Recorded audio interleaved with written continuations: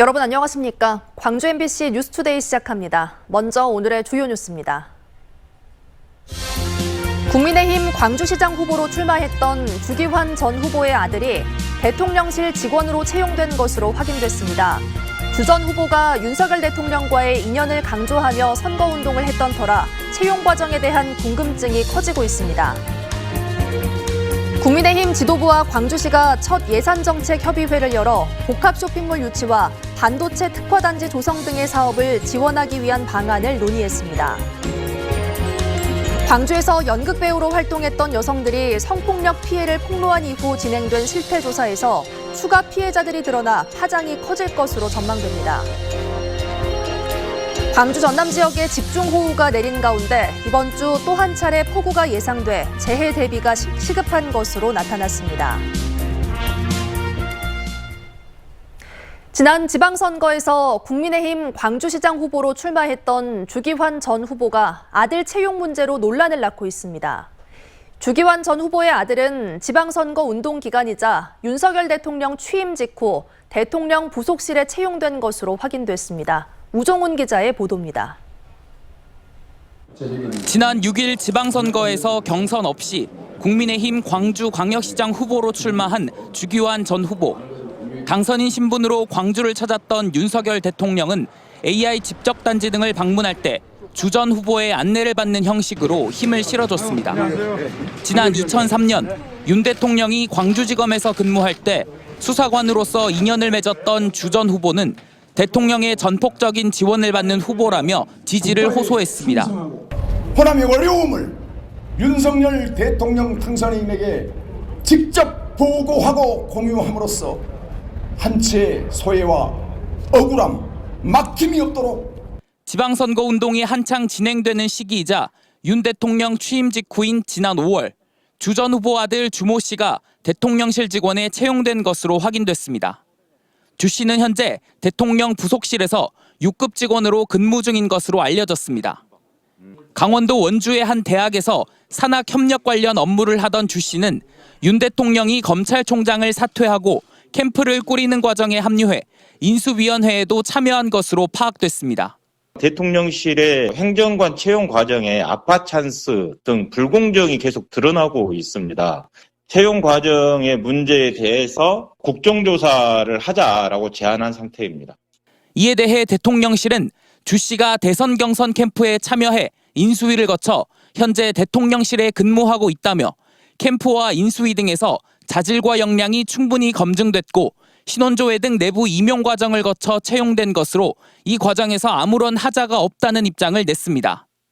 한편 주기환 전 후보에게도 아들 채용과 관련한 입장을 듣기 위해 여러 차례 전화 연결과 메시지 전달을 시도했지만 연락을 받지 않았습니다. MBC 뉴스 우종훈입니다. 정체전선의 영향으로 어제 하루 전남 지역에는 최대 130mm가 넘는 많은 비가 내렸습니다. 일부 지역에서는 침수 피해도 발생했는데요. 이번 주에 또 다른 비 소식이 있어 피해 입지 않도록 각별히 주의하셔야겠습니다. 문영철 기자가 보도합니다. 어제 새벽 기상청 레이더 영상입니다. 서해 쪽에서 발달한 비구름대가 조금씩 동쪽으로 이동하더니 새벽 3시쯤에는 광주와 전남 전체를 뒤덮습니다. 시간당 60mm 이상의 비를 뿌리는 강한 구름대도 곳곳에서 발견됩니다. 정체전선에 동반된 저기압의 영향으로 전남에는 월요일 새벽부터 많은 비가 내렸습니다. 고흥 포도 지역에는 130mm가 넘는 폭우가 쏟아졌고 진도의 시간당 강수량은 71.1mm를 기록하며 역대 7월 최고치를 갈아치웠습니다. 집중호우가 내린 순천의 한 시골 마을에서는 빗물에 휩쓸린 낙엽 등이 배수관로 입구를 막으면서 마을 내 도로가 물에 잠겼고 텃밭을 지탱하고 있던 석축까지 무너져 내려 굴삭기를 동원한 복구 작업이 진행됐습니다. 여기가 허벅지 넘게 그래가지고는 이제 어때 방법이 없는데 이제 괭이를 갖고 와갖고 막 두드렸어. 그러니까는 이제 물이 좀 빠더라고. 또 목포와 보성 등에서도 집 마당이 물에 잠기는 등 침수 피해를 입었다는 신고가 접수됐고 여객선과 항공기 운항에도 일부 차질이 빚어졌습니다.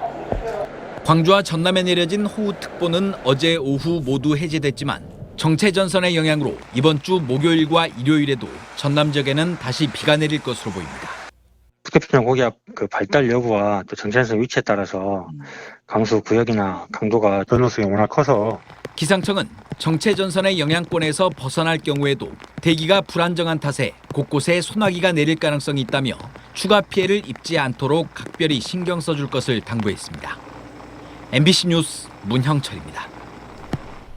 이미 많은 비가 내렸기 때문에 앞으로 내릴 비에 대한 대비가 중요할 텐데요. 우리 지역 다음 장맛비 소식은 모레인 목요일에 들어 있습니다. 그 전까지는 산발적인 비가 오락가락 이어지겠습니다. 오늘도 흐린 가운데 산발적인 빗방울이 이어지고 있습니다. 강한 장맛비가 주춤하는 사이 기온은 다시 높게 올라서 매우 덥겠습니다. 광주의 아침 기온 23도 안팎으로 어제보다 3도가량 높은 기온으로 출발했고요. 한낮 기온 31도로 어제보다 무려 5도가량 높은 기온 보이겠습니다. 날씨 정보였습니다.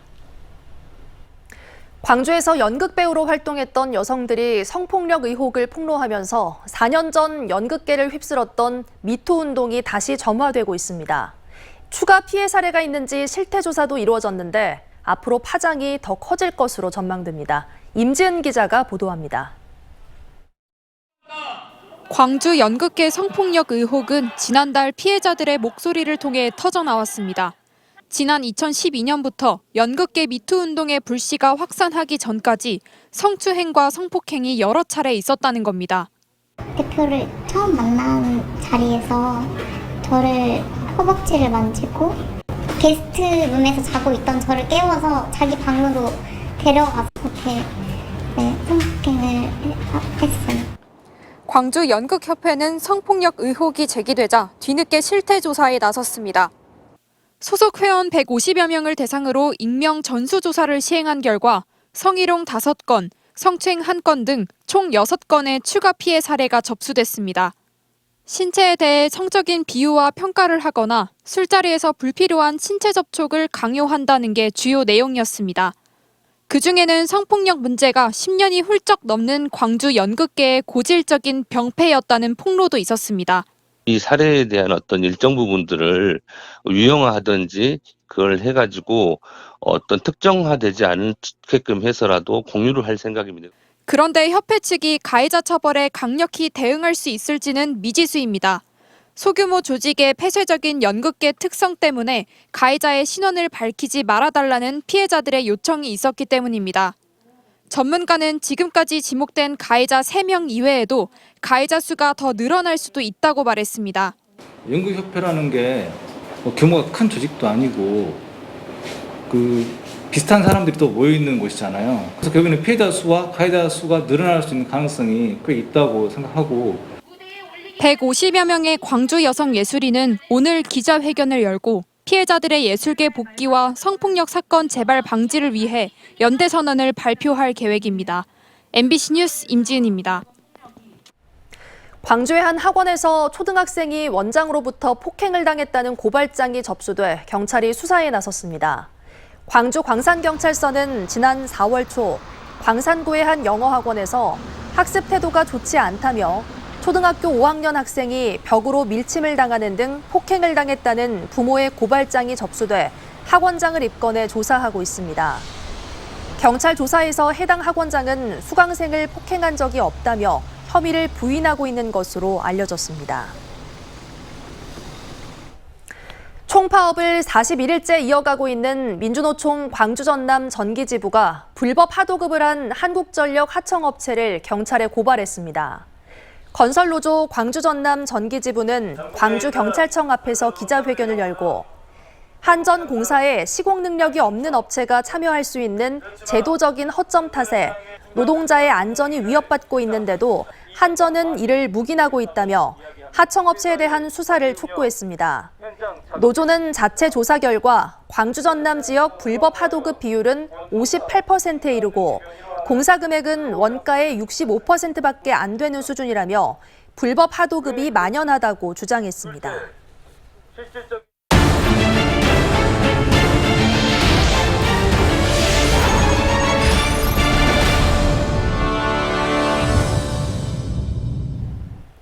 국민의힘 지도부가 광주를 찾아 첫 시도 예산정책협의회를 열었습니다. 광주시는 국가가 지원하는 복합 쇼핑몰을 유치하는 데 도움을 달라고 요청했지만 국민의힘은 사실상 국가 지원은 어렵다는 입장을 밝혔습니다. 보도에 송정근 기자입니다. 국민의힘 권성동 원내대표와 성일종 정책위원회 의장 등 국민의힘 지도부가 광주를 찾았습니다. 대선 이후 처음 진행하는 시도 예산정책협의회로 더불어민주당 텃밭인 광주를 찾은 겁니다.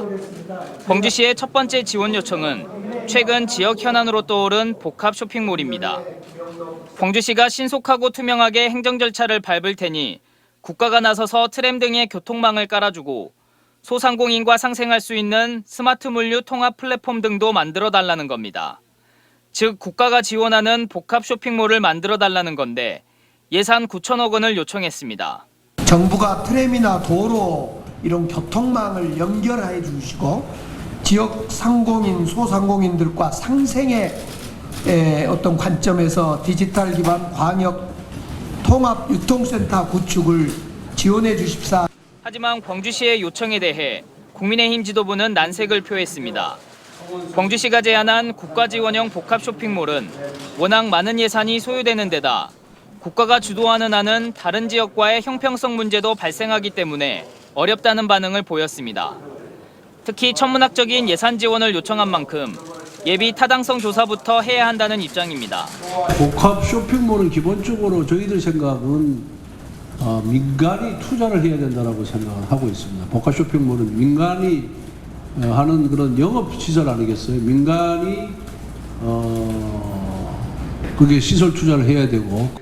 광주시는 이번 예산정책협의회에서 인공지능 고도화와 반도체 특화단지 조성 지원 등 13건에 대한 예산정책 지원을 건의했고 국민의힘은 광주시의 건의를 바탕으로 앞으로 예산당국 등과 협의하는 절차를 가질 것이라고 밝혔습니다. 국민의힘은 또 노후된 건물을 쓰고 있는 전남대학교 병원을 최첨단 병원으로 바꾸는 현대화 사업의 필요성에 공감한다며 예타를 우선적으로 실시하겠다고 강조했습니다. MBC 뉴스 송정근입니다. 더불어민주당 최고위원 선거에 출마한 송갑석 의원이 호남권을 넘어 비수도권에서 유일한 최고위원 후보인 자신에게 힘을 실어달라고 호소했습니다. 송 의원은 기자들과 차담회를 갖고 지도부만 놓고 보면 전국 정당이 아닌 수도권 정당이라며 이런 식으로는 당 안팎의 다양한 목소리를 담아낼 수 없다고 지적했습니다. 한편 전당대회 최고위원 출마를 위해 사퇴한 송갑석 의원의 광주시당 위원장직은 윤영덕 의원이 직무대행을 맡았습니다. 무소속이 된 양양자 의원의 지역구인 광주 서구을 민주당 지역위원회가 직무대행 체제로 꾸려졌습니다. 민주당은 비상대책위 회의에서 광주 서구을 지역위를 사고위원회로 지정하고 정문성 전 광주 서구을 지역위 사무국장을 직무대행으로 임명했습니다. 해당 지역위원장직 공모에 천정배 전 법무부 장관 등 4명의 후보가 응모해 경선을 치를 예정이었지만 비대위는 차기 지도부 체제에서 새 지역위원장을 임명하도록 결정을 보류한 것으로 해석되고 있습니다. 고려 청자에서 조선백자로 넘어가는 시기에 등장한 분청사기는 다양하고 독특한 기법들로 유명한데요. 백도물에 도자기를 무심히 담가 색을 입히는 덤벙 기법이 투박하지만 자유로운 매력으로 국내외 이목을 끌고 있습니다. 박종호 기자가 전해드립니다. 무안군 월선리 예술인 마을에 있는 분청사기 대가의 작업실. 손님을 맞이하는 찻잔 하나도 모두 분청입니다. 분청사기의 7가지 분장 기법 중 덤벙 담근다고 해서 이름 붙여진 덤벙 기법으로 만들어졌습니다. 무심하고 거칠게 담가낸 분청은 차맛도, 찬물의 미감도 남달라 일본인들의 주목을 받았습니다. 그 일본인들이 이제 놀랬던 이유가 그것이에요. 자기들은 이제 엄청난 그 기교를 들이고 엄청 과학적인 생각들 속에서 만들어내잖아요. 근데 우리가 가지고 있는 차맛을 내지를 못해요. 특히 3분의 1만 덤벙 담그는 무한 분청의 독특한 기법은 소박하지만 자유로운 분청의 특징을 그대로 보여줍니다. 거친 풀들을 모아 말렸다가 철분이 많은 물감을 묻혀 칠하는 귀얄 기법은 더욱 파격적입니다. 온도가 높으면 철이 많이 붙은 부분은 타버리지만 도예가는 실패라고 말하지 않습니다. 이제 철분 덩어리가 있자 그냥 흘러내려가지고 구멍이 생겼던 부분들, 이건 실용적으로는 쓰기가 곤란하죠. 근데 저 같은 경우는 이게 재밌는 거예요. 소박하지만 파격적인 무안 분청의 매력을 더욱 발전시키기 위한 노력이 무안의 한 작은 마을에서 계속되고 있습니다. MBC 뉴스 박종호입니다. 전라남도가 에너지 가격 상승으로 어려움을 겪는 취약계층을 위해 에너지 바우처 지원을 확대합니다. 전라남도는 에너지 바우처 대상 가구를 주거와 교육급여 수급자까지 확대하고 지원 금액도 기존보다 가구별 평균 72,150원 인상에 지원할 예정입니다. 에너지 바우처는 기초생활보장 수급자 등 소외계층의 기본적인 냉난방을 보장하기 위한 사업으로 하절기 전기요금과 동절기 연료비 일부를 전액 국비로 지원합니다. 목포와 영암 해남 일원이 개조 전기차 규제자유 특구로 지정될지 여부에 관심이 쏠리고 있습니다. 전라남도는 지난달 정부에 개조 전기차 규제자유 특구 지정을 신청했고 오늘 심의위원회에 이어 다음 달 중에 열리는 규제자유 특구 위원회에서 지정 여부가 결정될 전망입니다. 전라남도는 영암 3호에서 개조 전기차를 생산하고 목포와 해남에서 주행 실증을 하는 내용으로 개조 전기차 시장 선점을 모색하고 있습니다. 어제까지 강한 장맛비가 쏟아졌습니다. 이미 많은 비가 내렸기 때문에 앞으로 내릴 비에 대한 대비가 필요할 텐데요. 우리 지역 다음 장맛비 소식은 모레인 목요일에 들어 있습니다. 이미 지반이 약해져 있는 상태이기 때문에 대비 철저히 하시기 바랍니다. 그 전까지는 약한 비만 오락가락 이어지겠습니다. 오늘 출근길도 날이 흐린 가운데 산발적인 빗방울이 떨어지고 있습니다. 강한 장맛비가 주춤하는 사이 낮 기온은 다시 높게 치솟아 덥겠습니다. 광주의 오늘 아침 기온 23도 안팎으로 어제보다 3도가량 높은 기온으로 출발했고요. 한낮 기온 31도로 어제보다 무려 5도가량 높은 기온 보이겠습니다. 대부분 지역의 한낮 기온이 30도를 웃돌겠고요. 습한 기온까지 더해지면서 더 덥게 느껴지겠습니다. 광주뿐만 아니라 담양과 나주에서도 한낮 기온 31도 보이겠습니다. 목포의 낮 기온은 29도, 강진의 낮 기온은 32도까지 오르겠고요. 순천과 광양의 낮 기온 무려 34도 안팎까지 치솟겠습니다. 바다의 물결은 최고 2m로 조금 높게 일겠습니다. 모레인 목요일에 이어 다가오는 주말 사이에도 장맛비 소식 들어 있습니다. 날씨 정보였습니다. 이상으로 뉴스 마칩니다. 함께해 주신 여러분 고맙습니다.